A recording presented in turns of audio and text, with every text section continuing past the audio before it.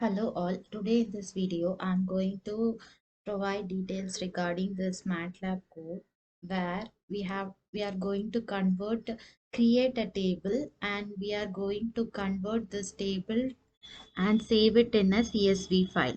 So in the table I'm creating four rows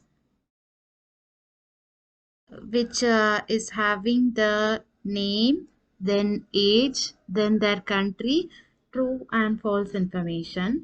So in the third line, I'm giving the write table command to write this data in a table, and then I'm copying it in a CSV file. So just we can run this code. So once we run this code, a CSV file is generated.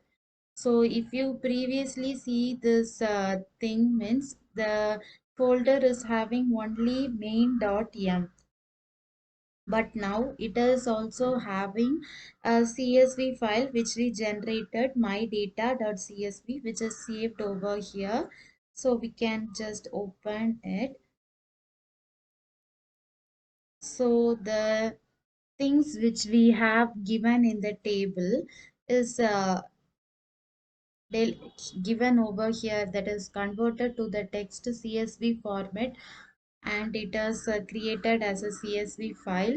So it is also given over here also, you can see.